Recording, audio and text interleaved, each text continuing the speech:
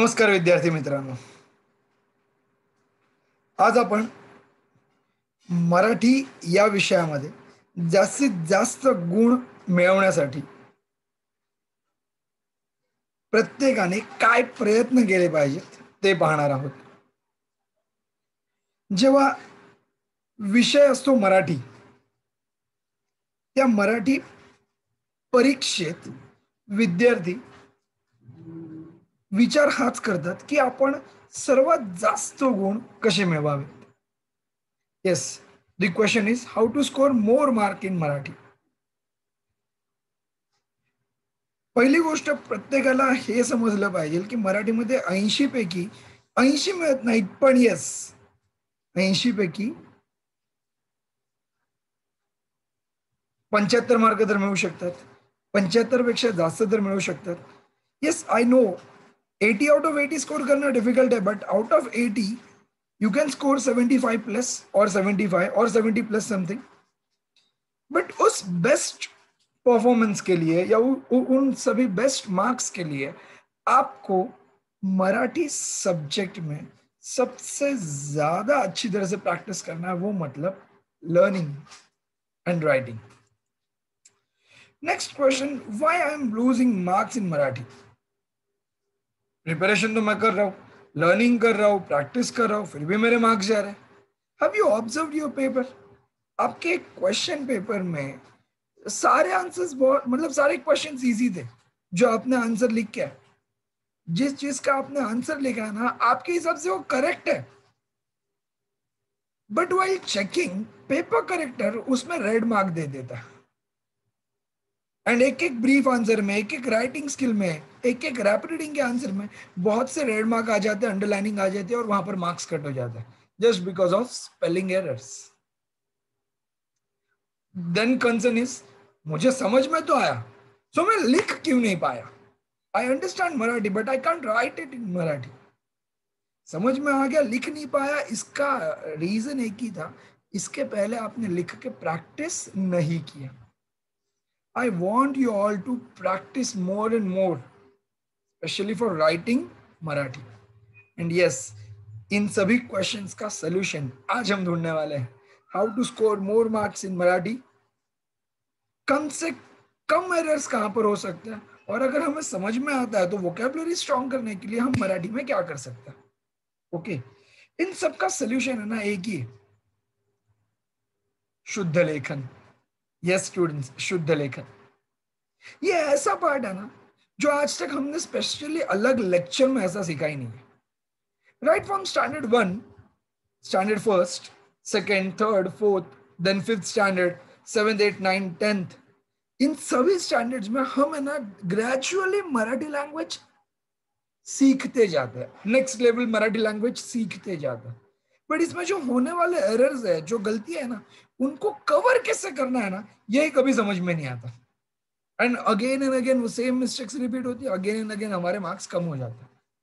यावेळेस मात्र आपण त्याच मुख्य मुद्द्यावर बोलणार आहोत की जिथे आपले जास्तीत जास्त मार्क्स जातात, जास्तीत जास्त गुण जातात, तो भाग म्हणजेच शुद्ध लेखनाचा. लेखन नियमानुसार शुद्ध लेखनासाठी आज काही आपण सराव करणार आहोत, म्हणजेच प्रॅक्टिस. सर्वात अगोदर लेखन नियमामध्ये काही ठराविक गोष्टी आहेत ज्या लक्षात ठेवायच्या. उकार मीन्स ऊ की मात्रा, इकार मीन्स ई की मात्रा. ऊ की मात्रा कभी फर्स्ट होती है, कभी सेकंड. फर्स्ट को मराठी में बोला जाता है रस्व उकार, जो सेकंड वाला ऊ की मात्रा होती है उसको बोला जाता है दीर्घ उकार. त्याचप्रमाणे पहिली वेलांटी असते त्याला म्हणतात रस्व वेलांटी, आणि जी दुसरी वेलांटी असते बडा वाला ई जो होता है त्याला म्हणतात मोठा म्हणजेच दीर्घ इकार वेलांटी. मग यामध्ये आपल्या चुका जास्तीत जास्त होतात. मग त्या आपण कव्हर कशा करायच्या? आंसर है स्टेप बाय स्टेप हम लोग एक एक चीज अच्छी तरह से समझ लेते हैं.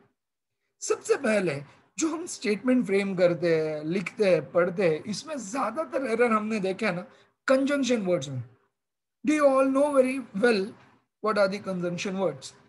मराठीमध्ये उभयान्वयी अव्यय कोणकोणते आहेत सर्वांना व्यवस्थित माहित आहे, पण त्या उभयान्वयी अव्ययांपैकी किंवा, किंतु आणि परंतु या उभयान्वयी अव्ययांमध्ये वेलांटी आणि उकार याकडे जर तुम्ही लक्ष दिलं ना, तर तुम्हाला कळेल की कंजंक्शन वर्डमध्ये येणारे प्रत्येक अक्षर यामध्ये आलेला वेलांटी किंवा उकार हा पहिला आहे.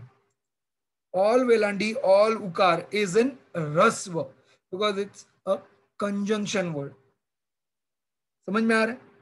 उभयान्वयी अव्यय असल्यामुळे वेलांटी असो किंवा उकार नेहमी ह्रस्व असेल.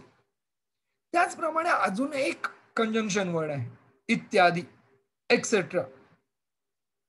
एकाच प्रकारच्या अनेक गोष्टींचा समूह जेव्हा असतो, त्या समूहातील प्रत्येक गोष्ट मेन्शन करणं शक्य होत नाही. इन दॅट केस आपण एखाद दोन गोष्टींची नावं देतो आणि पुढे लिहितो एक्सेट्रा, इत्यादी.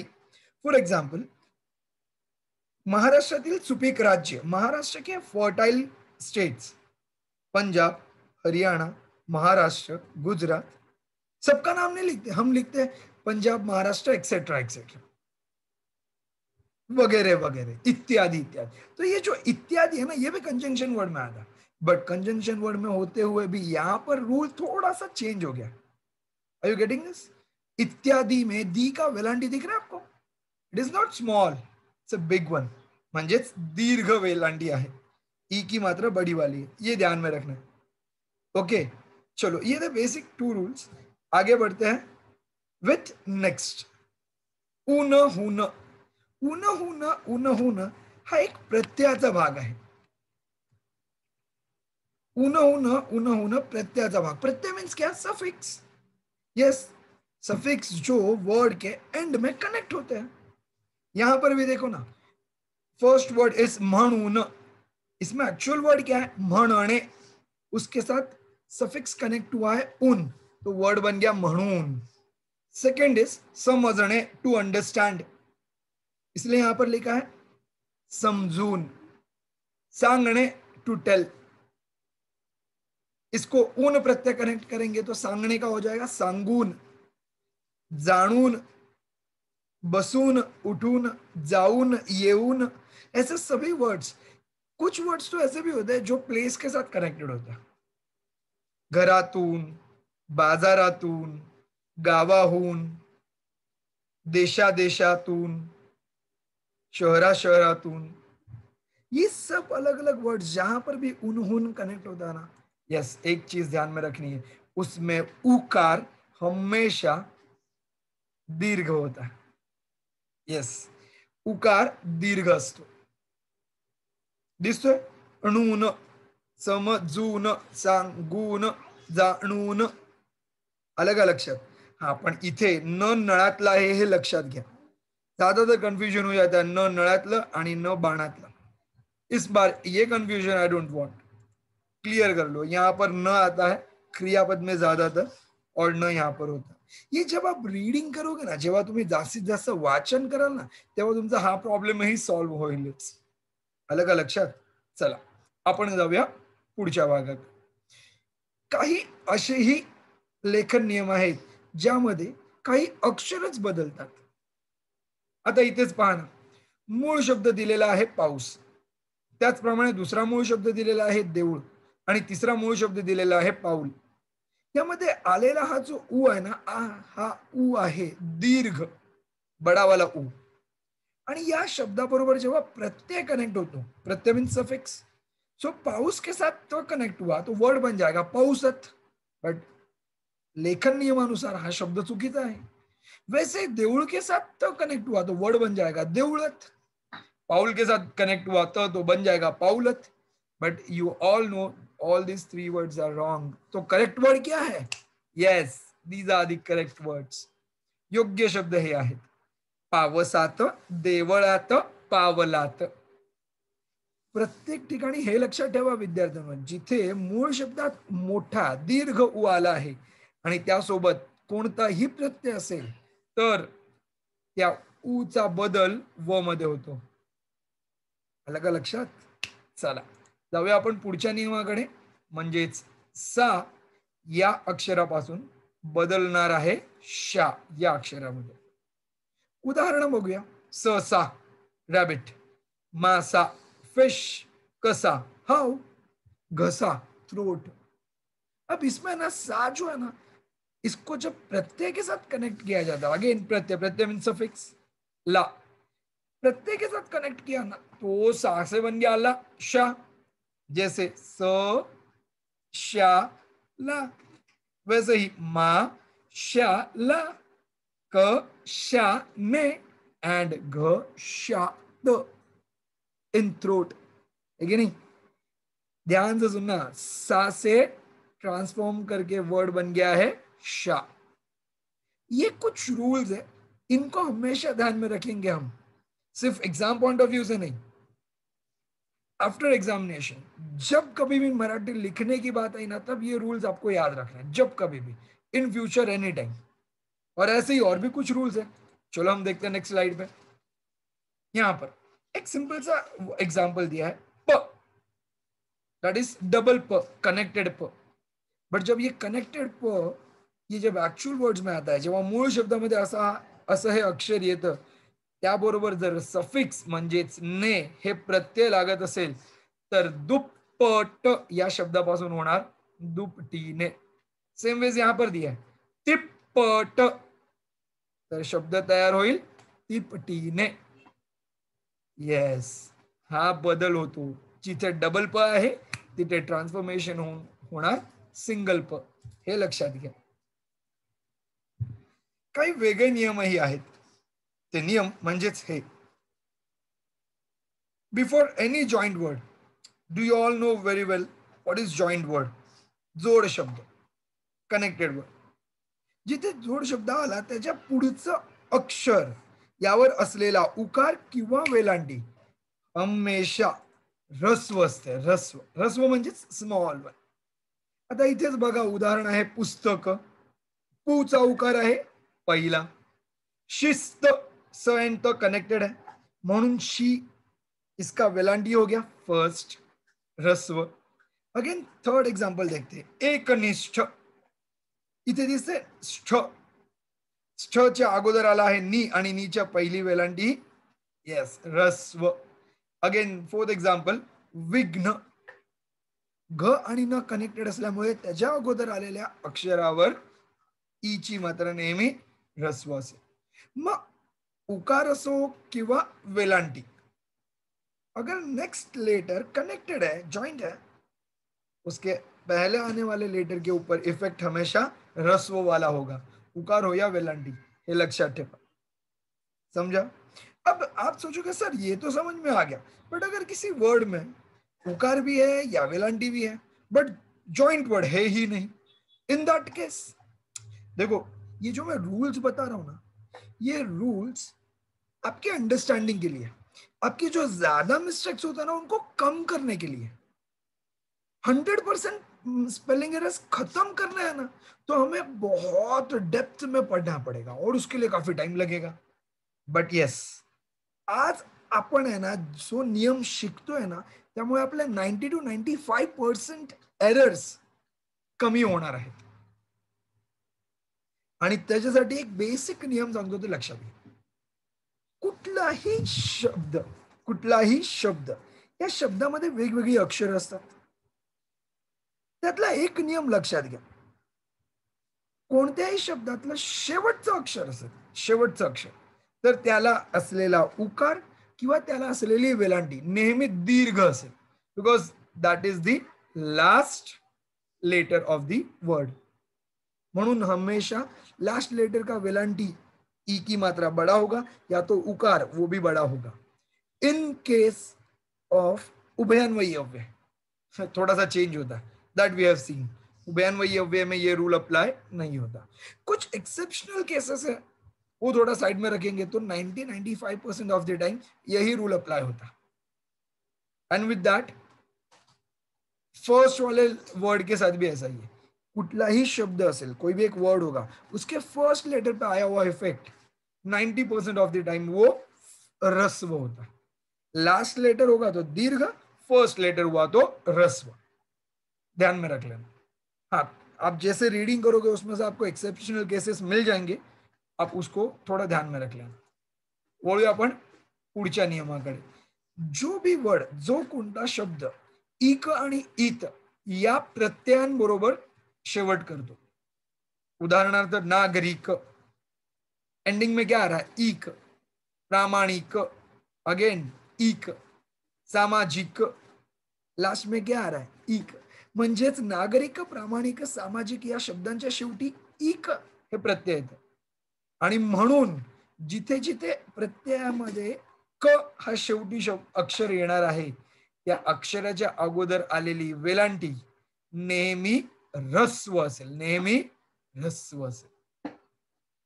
सिर्फ क नहीं, तो भी देखो यहां पर इत, अवचित, निपचित, हे जे शब्द आहेत ना, यामध्ये लक्षात ठेवायचं, अगर किसी वर्ड का लास्ट लेटर क या तो त, क या तो त ये है ना, तो उसके पहले आए हुए लेटर पे ई की मात्रा हमेशा ह्रस्व होती है.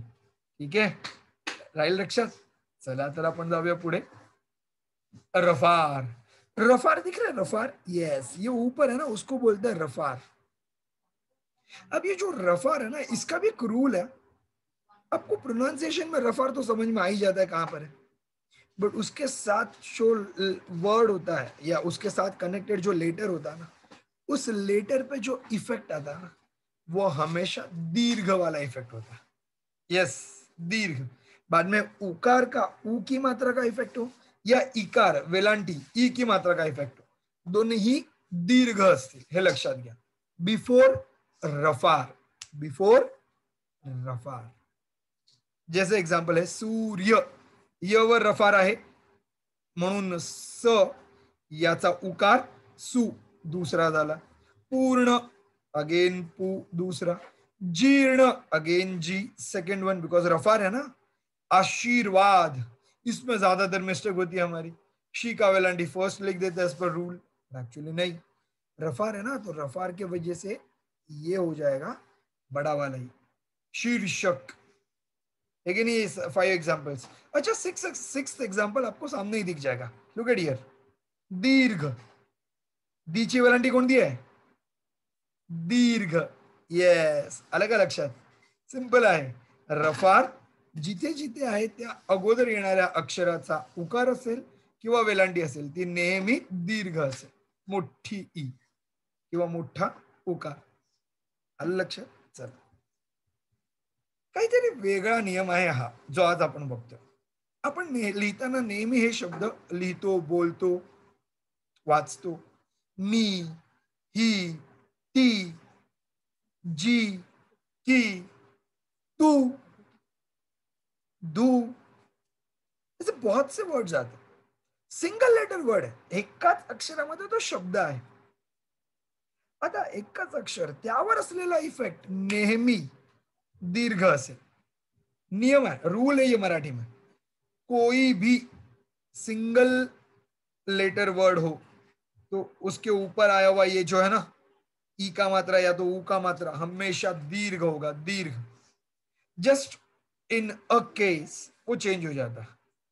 In a case of conjunction word, because नी जो है ना, नी, ये कंजंक्शन वर्ड है, उभयान्वयी शब्द. मी राम शाळेला गेलो. मी श्याम बाजारात गेलो. आई नी बाबा गावाला गेले.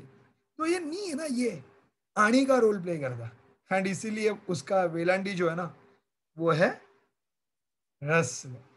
बाकी कोणताही शब्द एकेरी असेल, सिंगल लेटर, और उसके ऊपर आया हुआ इफेक्ट ई का हो या ऊ का, वो हमेशा दीर्घ रहेगा. सिर्फ नी में वो ह्रस्व होगा. लक्षात ठेवा नियम. हा, पुढे आहे हळूहळू आणि मुळूमुळू. हे उदाहरण असं आहे ना, जिथे ऑल्टरनेट वर्ड या लेटर रिपीटेडली आ रहा है. ह के बाद अळू, ळू के बाद ह, अगेन अळू, हळू हळू. मुळू मुळू, मुंह फर्स्ट, अळू दूसरा, अगेन मुंह फर्स्ट, अळू दूसरा. इसमें एक चीज ध्यान में रखनी है, एक फर्स्ट वाला हमेशा होता है स्मॉल एंड सेकंड वाला होता है दीर्घ. पुन्हा तीसरा असेल ह्रस्व, चौथा असेल दीर्घ. सिंपल. फर्स्ट स्मॉल, सेकंड दीर्घ, थर्ड स्मॉल, फोर्थ दीर्घ।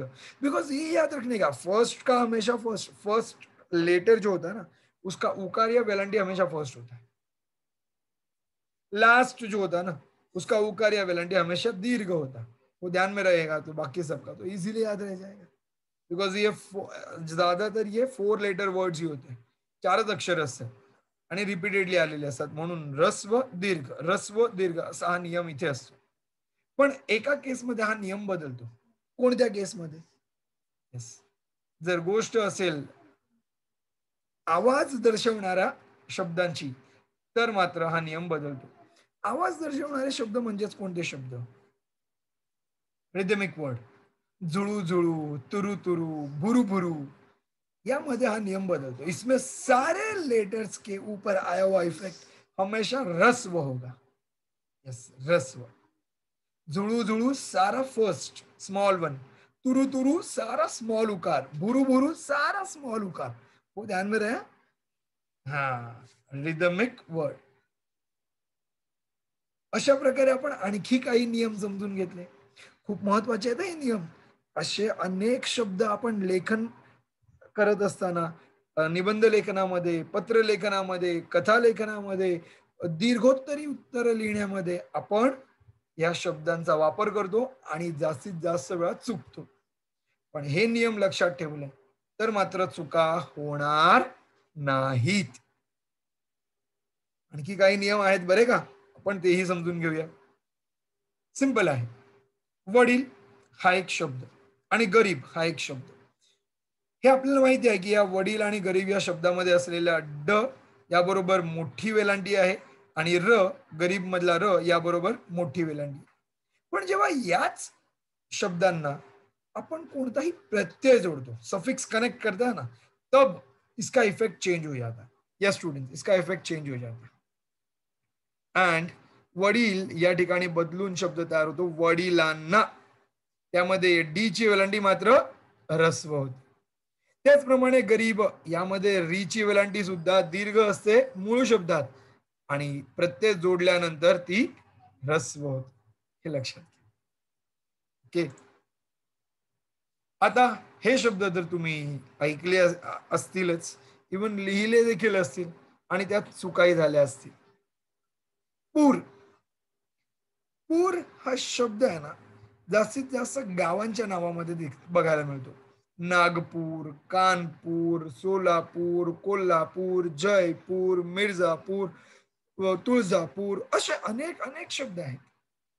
या सर्व शब्दांमध्ये तुम्हाला पूर हा हा भाग दिसतोच। त्यामध्ये असलेला उकार आहे ना, नेहमी दीर्घ असेल, दीर्घ, कारण तो सिंगल शब्द है। बट अगर पूर, इस र के ऊपर कोई इफेक्ट आ गया ना, तो ये पू का वेलांटी या उकार, ये जो भी है ना, वो ह्रस्व हो जाता। दिख रहा है? पू के साथ पूरा, जैसे नागपुरास हो गया ना फर्स्ट। अच्छा, कानपुरी, री के ऊपर इफेक्ट आ गया, ई की मात्रा आ गई, म्हणून पूचा उकार ह्रस्व झाला। अगेन इथे कोल्हापुरी, पूचा उकार ह्रस्व झाला। सोलापुरी, पूचा उकार ह्रस्व होणार, हे लक्षात घ्या। हा नियम कसा होतो माहितीये? जेव्हा जेव्हा आपण लिहित असतो ना, तेव्हा लिहित असताना जर पुढच्या लेटरवर कोणताही इफेक्ट असेल, ई ची मात्रा किंवा उकार असेल, तर त्याच्या अगोदर असलेला शब्द, बिफोर दैट, उसके ऊपर ह्रस्व इफेक्ट जाता, स्मॉल इफेक्ट जाता। बाद में ई की मात्रा मतलब वेलांटी हो, या तो ऊ की मात्रा मतलब उकार हो, कोणताही असा हा इफेक्ट असेल ना, तो नेहमी ह्रस्व असतो, कारण त्याच्या पुढचा जो अक्षर आहे त्याच्यावर तो इफेक्ट आहेच। जैसे एक एग्जांपल, परिस्थिति, प सिंपल है, बट री ह्रस्व, स्थि ह्रस्व, एंड लास्ट क्या है? टी, दीर्घ। आहे का नाही बदल? लक्षात ठेवा। त्याचप्रमाणे हे काही शब्द, मंत्री, विद्यार्थी, इथे बघा त्र हा शेवटी असल्यामुळे याच्यावरची वेलांटी दीर्घ आहे। विद्यार्थी, थ हा शेवटी असल्यामुळे याच्यावरची पण वेलांटी इथे दीर्घ आहे. पण जेव्हा हेच शब्द इतर शब्दांबरोबर जोडले जातात तेव्हा मात्र यामध्ये फरक दिसतो. मंत्रिमंडळ, विद्यार्थिनी, आहे की नाही बदल? इथे त्री दुसरी वेलांटी आणि इथे त्री पहिली वेलांटी. त्याचप्रमाणे इथे थी दुसरी वेलांटी आणि इथे थी पहिली वेलांटी. लक्षात ठेवा हा बदल. दुसऱ्या पद्धतीनेही मी तुम्हाला समजवतो. जेव्हा जेव्हा अनुस्वार असलेलं अक्षर आपल्या शब्दामध्ये असेल त्याच्या अगोदर, अनुस्वाराच्या अगोदर, सेकंड उल्टे तरीके से भी समझा देता हूं या इजी तरीके से भी समझा देता हूं आपको। अनुस्वार जहां पर भी है उसके पहले वाला जो भी लेटर है ना उसके ऊपर जो भी इफेक्ट है, ई की मात्रा या ऊ की मात्रा, हमेशा ह्रस्व होगा। येस, अनुस्वाराच्या अगोदर येणारा प्रत्येक अक्षर त्यावर जो कोणी इफेक्ट दिलेला असेल तो इफेक्ट नेहमी ह्रस्व असेल। दिख रहा है यहाँ पर वडिलांना, गरिबांचा, मंत्रिमंडळ, है कि नहीं? उस तरीके से भी याद रख सकते हैं। Okay, coming to next part, अनुस्वार। अब मैंने तो बता दिया अनुस्वार के पहले आने वाले लेटर पे आने वाले चेंजेस, बट जिस लेटर पे ही अनुस्वार है उसके साथ अगर ई की मात्रा है या ऊ का उकार है, काय करायचं त्यावेळेस? Answer is here.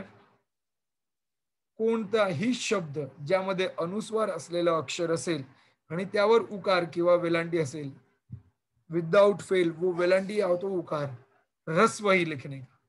It's a grammatical rule. It's a grammatical rule. अनुस्वार असलेल्या शब्दाबरोबर नेहमी उकार किंवा वेलांटी रस्वच असेल.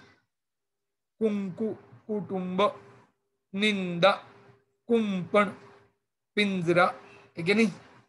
येस. निय आणि निय हे शब्द तर आपण पत्रलेखनात नेहमीच वापरतो.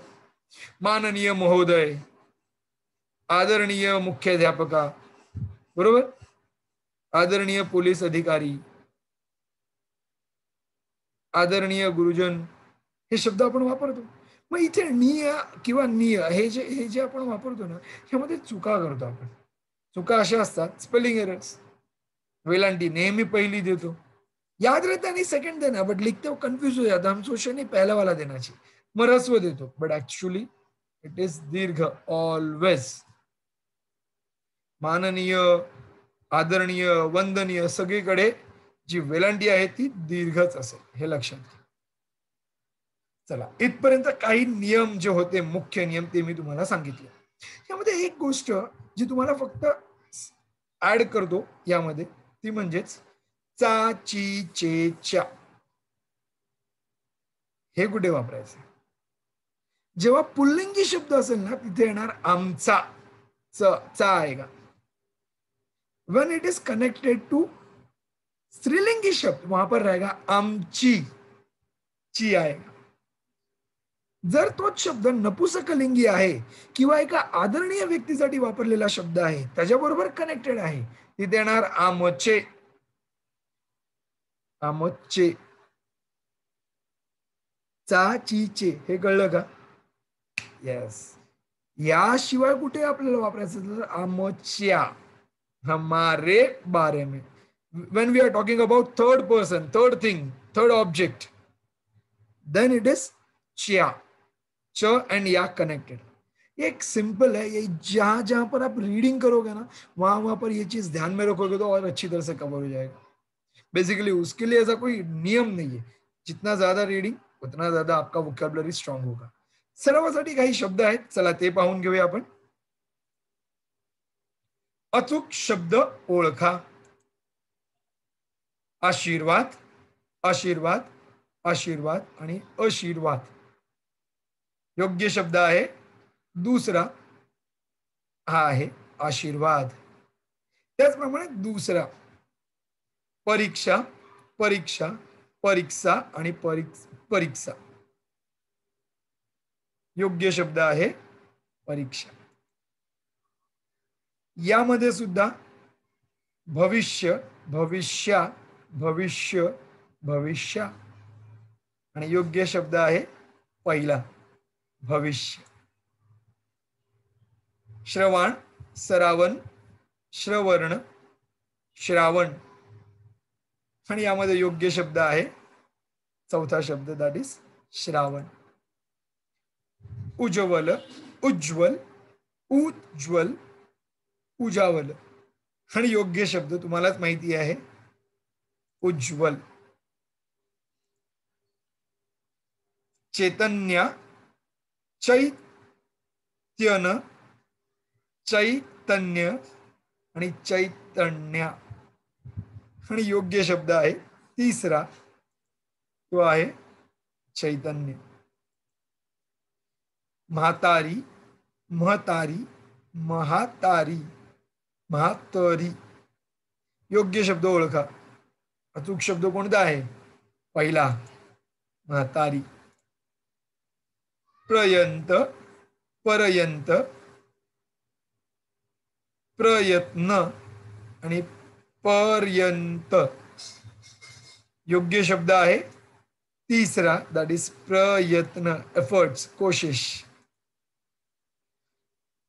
पवित्र, पवित्र, पवित्र आणि प्रवित. यामध्ये योग्य शब्द आहे पहिला. सर्वांना, सर्वांना, सर्वांना आणि सरावांना. तुम्हालाच माहिती आहे आपण नेहमी वापरतो तो शब्द सर्वांना, पण काही वेळेस यातही चुका होतात. असे बेसिक शब्दही मी इथे मुद्दामहून घेतलेले आहेत तुमच्या सरावासाठी. ओके, तर आज शुद्ध लेखनामध्ये आपण इथेच थांबूया. अशाच पद्धतीने सराव करत राहा, वाचन करत राहा आणि लिखाणही करत राहा. यशस्वी भव. धन्यवाद. नमस्कार. मराठी विषयामध्ये नेहमी प्रगती करत राहा. पुन्हा भेटूया. धन्यवाद.